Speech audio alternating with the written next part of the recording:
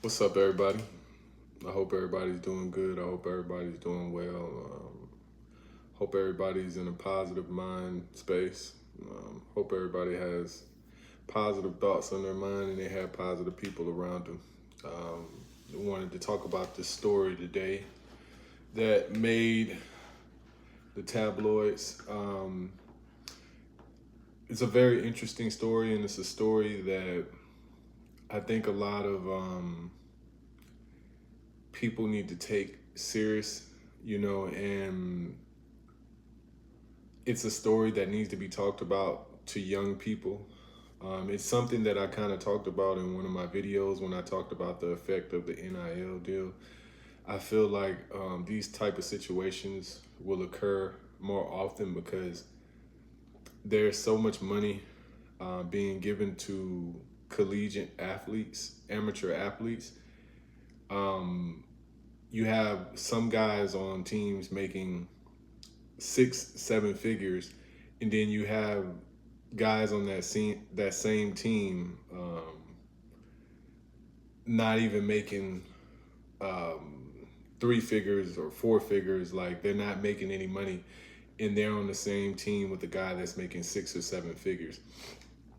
So I just wanted to talk about this story and just talk about how I feel like this is going to be a more common occurrence in the amateur sports sector as the NIL deals get more lucrative, as they get bigger, and as more money is being given to certain athletes. I'll just read it.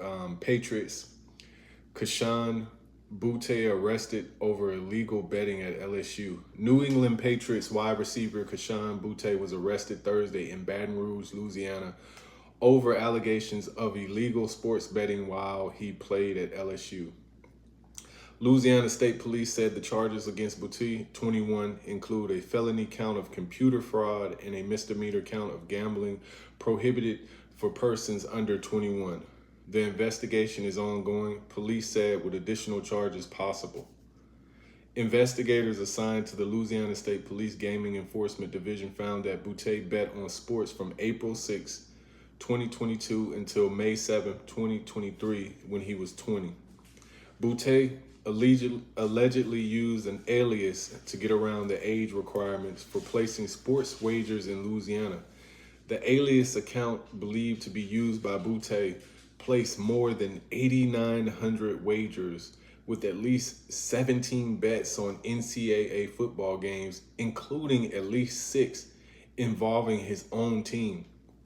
This is something that is very serious, and it's something that needs to be talked about because, like I said before, with so much money being given out for the NIL, you have a lot of people that aren't getting money. And with the rise with the gambling industry, and there is so much money being made off gambling and so much money involved with it, it's going to present a temptation for some of these young collegiate athletes. And this young man, like a lot of other young men, feel like they will be able to get away with this. And that's not the case. I mentioned on one of my other videos that I watched basketball, and I was very disturbed by some of the things I saw while I watched basketball because, I'm a student of the game, and it just looked like it was some extracurricular activity going on. I'll just say that because I don't want to make any accusations and put the jacket of sports fixing on any of these youngsters, but this situation shows that there is a need for more there's a need for this topic to be discussed because this young man may have thrown away his future. He may never play football again because of one bad decision. And I don't want to see anybody do that. I don't want to see any of these other youngsters throw away their lives because of a bad decision, because of some difficult circumstances. Seeing their teammate make millions of dollars and they don't have any money. And also these youngsters are being pressured by family members because there's so much money being made in the gambling industry. There you have parlays where you can make $100,000 off of $100. You have so many ways to bet, and it's so easy to access that it's a temptation, and it's something that needs to be talked about because, like this young man may have thrown away his future because of a bad decision. And 8,900 wagers. So he placed almost 9,000 bets while betting on his own team. Now, when I watched some college basketball, there was a lot of things that alerted me to some red flags.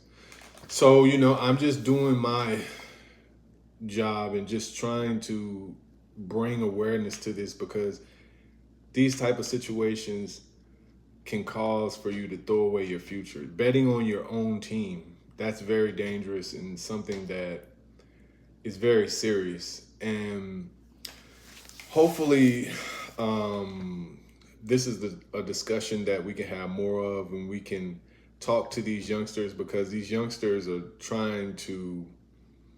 a lot of these youngsters are living fast, and they're not really thinking, they're not able to critically think, and they, like this young man, probably thought he was going to get away with it by creating a fake name and a fake account.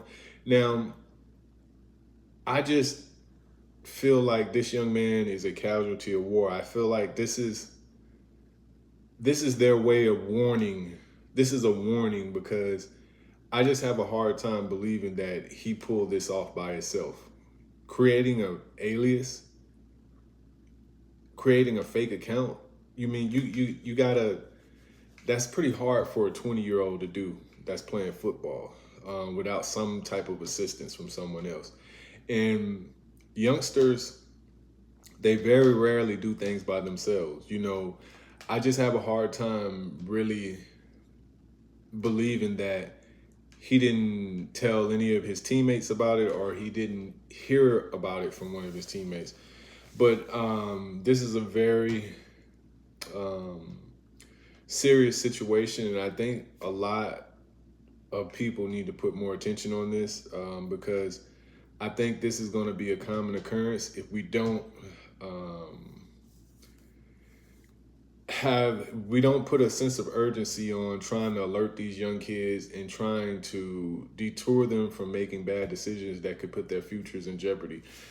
Now, this young man was arrested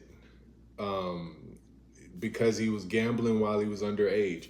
That's another thing, there's a lot of temptation with this gambling. These kids are coming in at 19, 18, and they aren't able to critically think about, when they're going to be 30 and 40 years old. They can't really process making decisions right then and there and not understanding the ramification of their decisions.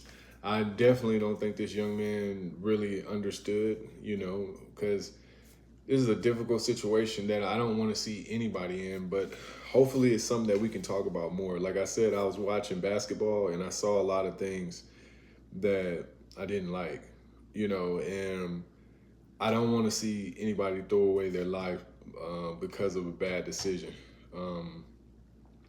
I think this young man was a casualty of war. I think this is a wake-up call because I just have a hard time believing he's the only one doing this. And hopefully this is something that we can talk about more because we don't want to see someone we know make a bad decision.